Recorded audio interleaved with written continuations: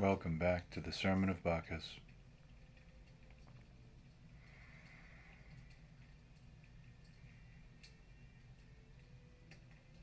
Gods are human connections to spiritual roots. And just like a tree can only grow and thrive in a certain type of soil and in a certain type of environment, the same goes for humans. And so we connect to different powers that fulfill us more than others.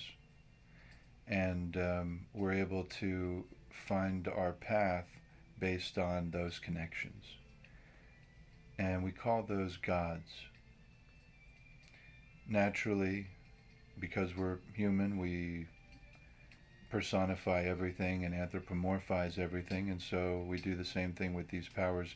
We imagine what it would be like if these things that we're connected to were to become in human form, what that would look like, what that would act like, how it would interact with the world, what kind of adventures it would go on, that kind of stuff. But gods are not genies. They are not creatures with superpowers. They are not all powerful, all knowing, all seeing entities.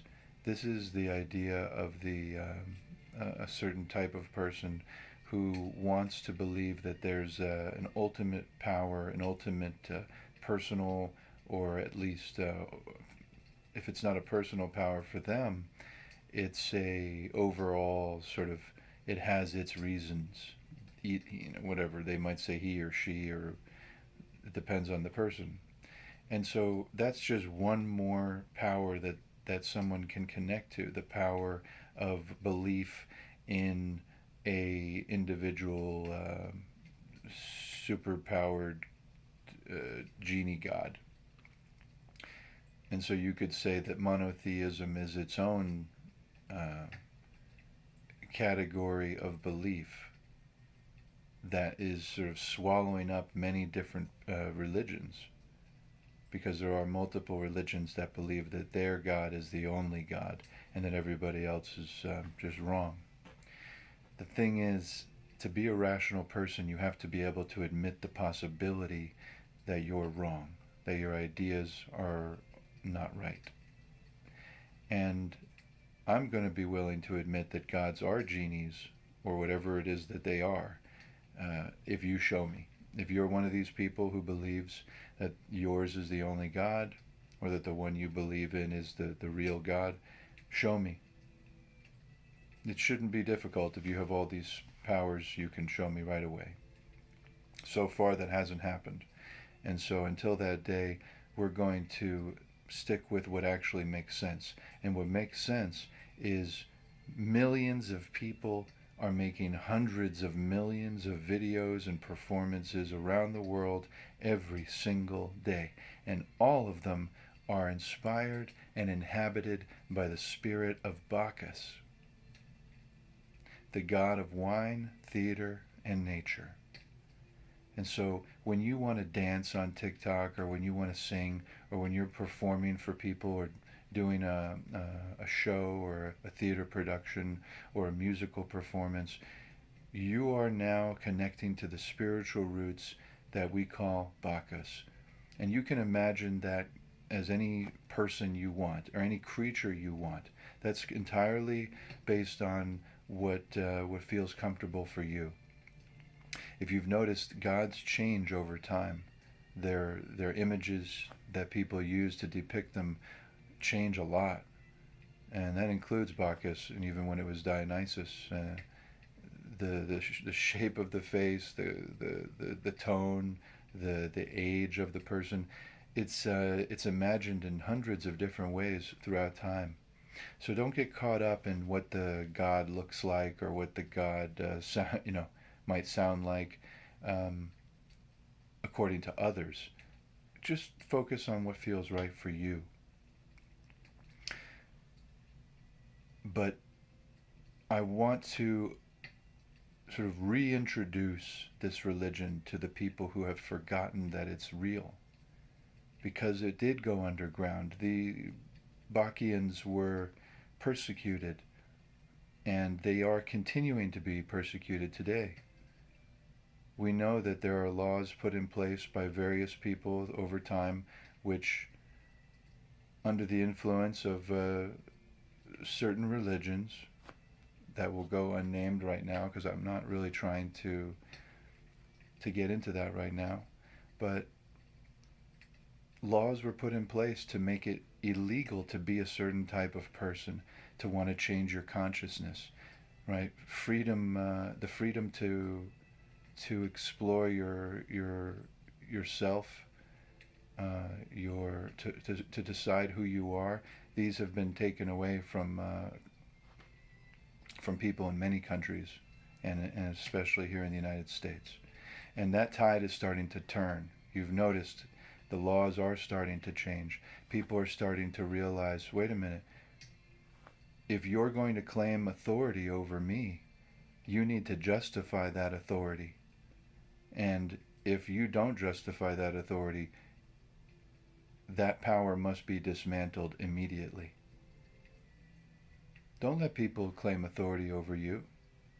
They need to justify that first. If they do, okay, you can give that incredible power over to them of authority, but be sure that you don't get hurt by people trying to abuse their authority just because they say so. That's not good enough.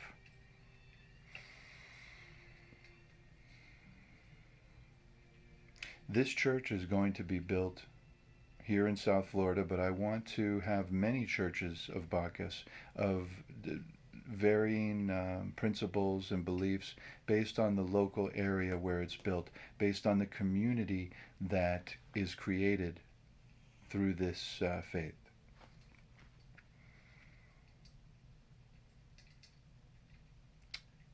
We're going to be feeding people who need food.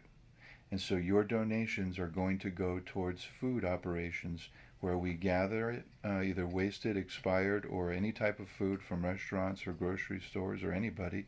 And we'll even be preparing food once we have our farming operation up and running on the church grounds. And that will be one of our main focuses. It'll be taking up a lot of my time, and it already is starting to take up a lot of my time. And once we have this church, you're not going to just be listening to this spiritual advisement, which, you don't have to donate for this. You're going to be getting it for free. It's free to own right now. I'm publishing this on YouTube, and I know it's brand new right now, and it's going to take time for people to discover it, but it'll happen. But when you donate through churchofbacchus.org, you're going to be creating a community that you can take part in, where a place of solace, a place where you can hold the sacred things.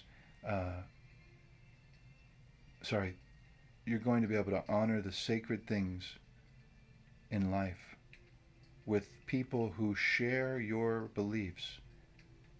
You're going to finally have a place to go that is not trying to make a profit off of you, right? Because all of the religions have this already. They all have their temples and their churches and their whatever name you have for the building that you've created for your spiritual community. But the people who are into the nightlife, who are into the theater, who are into creativity, and who connect to the spirit that makes them want to dance and sing, these people, I would say almost all of them, don't have a place to go. They don't have a place to go where it's not based on profit, or it's not based on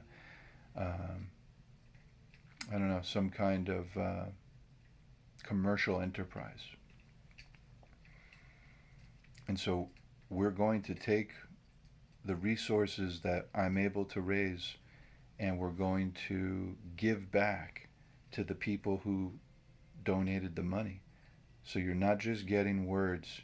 So many podcasts and so many channels are simply receiving money from you, and they're not giving anything back.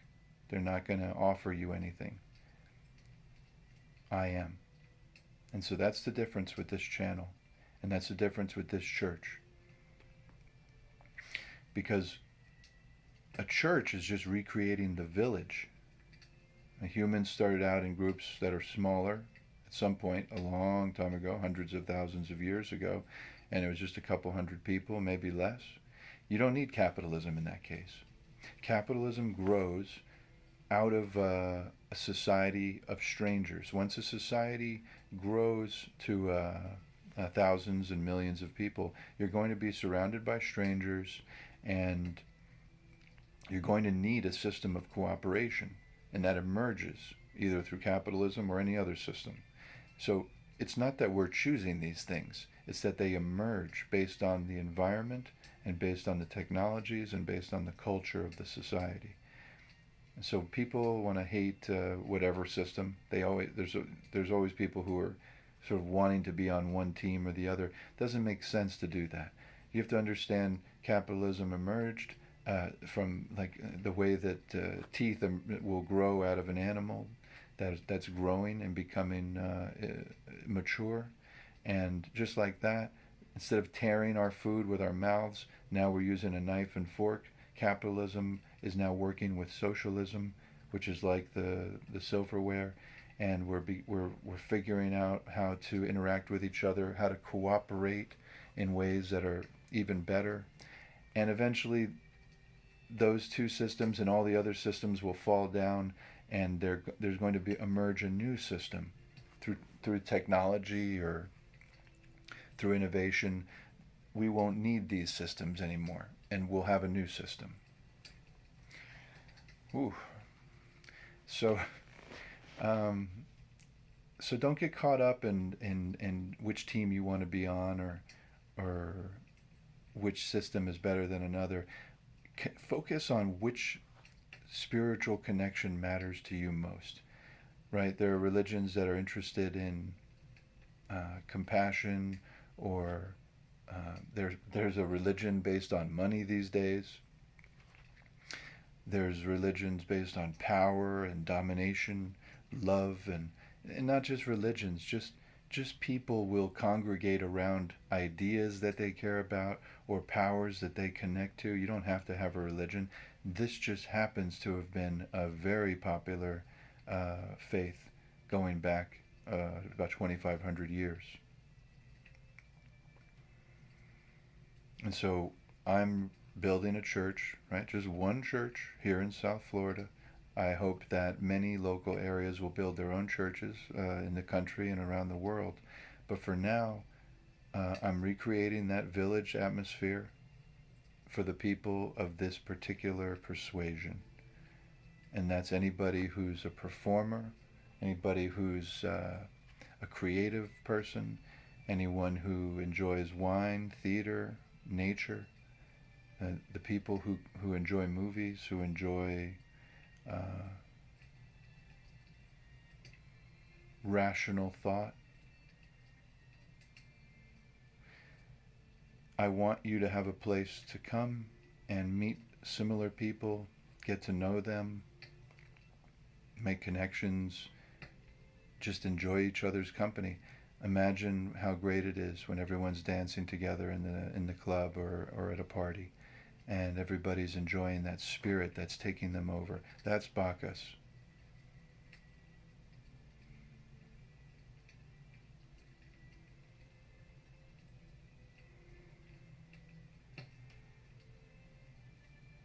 I thank you once again for joining the sermon, and I'll see you next time.